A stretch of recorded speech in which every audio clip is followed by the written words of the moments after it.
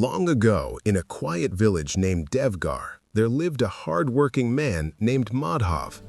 He had spent his entire life building a small but steady business through honesty and dedication. Madhav had two sons, Karan and Mohit. Both were married, Karan to a kind and thoughtful woman named Anika, and Mohit to a spirited and ambitious woman named Riya.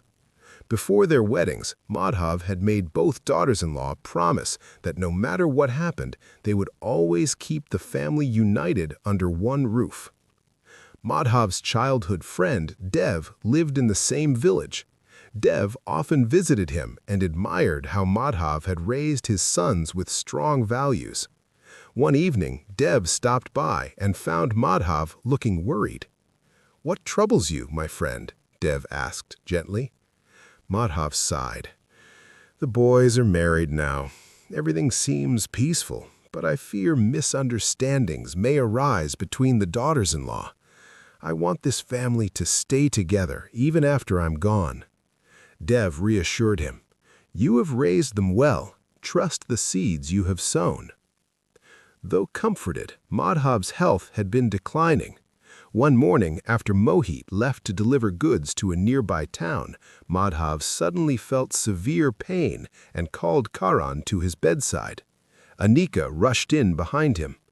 Madhav looked at his elder son with teary eyes. "Take care of your brother," he whispered. "He is impulsive but pure at heart. Promise me you will protect this family." Karan held his father's hand and promised. Madhav then leaned closer and whispered something privately into Karan's ear. Within moments, he breathed his last. The family was devastated.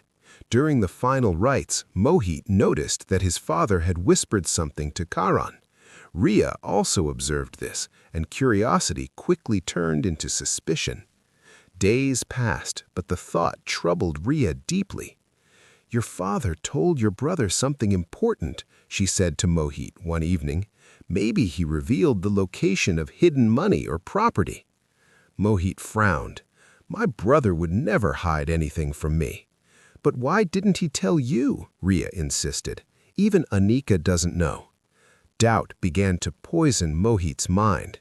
Meanwhile, another character entered the scene, Vikram, a jealous shopkeeper who had always envied Madhav's successful sons. Sensing tension in the household, Vikram subtly fueled rumors in the village that Madhav had left behind a secret treasure.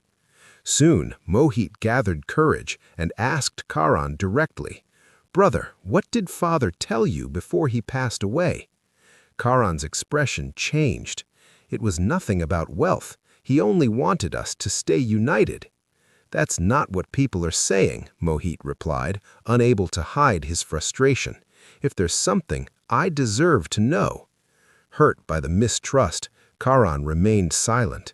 His silence only deepened Mohit's doubts. Riya, already unhappy with the joint family system, began pushing Mohit towards separation.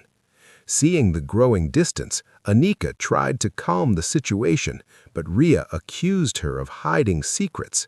Arguments became frequent.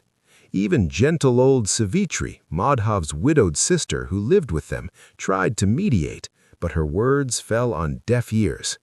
One evening, Mohit declared, "We should divide the property. It's better than living with suspicion." Karan felt shattered. Yet instead of reacting in anger, he visited Dev, his father's old friend, and revealed the truth. "Uncle," Karan said, "father told me that years ago, when the business was failing, he had borrowed money from you. He made me promise to repay it quietly, without letting Mohit feel burdened. He never wanted his younger son to know about his struggles." Dev nodded. "Your father was proud. He wanted Mohit to grow up carefree." Karan made a decision. He pawned Anika's jewelry and collected enough money to repay Dev. That night, he buried a small chest filled with the money in the backyard. The next morning, he called Mohit and said, "Father did mention a hidden treasure. He told me it was buried behind the house. I didn't tell you because I was tempted, but I realized my mistake. Let us dig it together." Mohit was surprised. As they dug, they found the chest.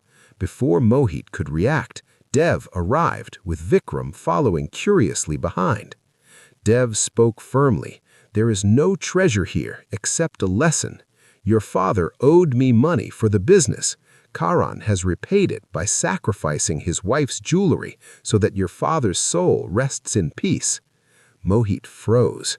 "What? You pawned your jewelry?" he asked Anika, who nodded quietly. Dev continued, "Your father's last wish was not about wealth. He only wanted unity, but suspicion almost destroyed it."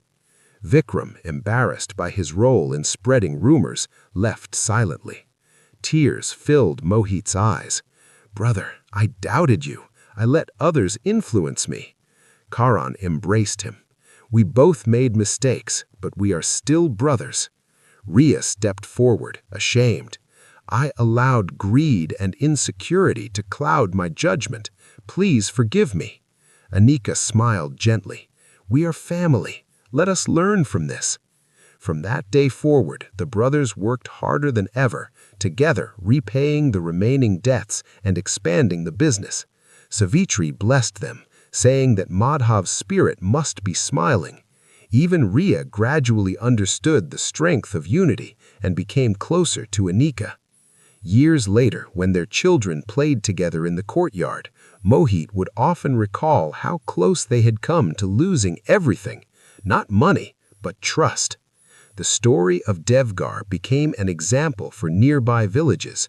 People would say that wealth may divide families, but honesty and sacrifice bind them forever. The moral of the story is that suspicion and greed can break even the strongest bonds, but trust, sacrifice, and open communication can protect a family from falling apart.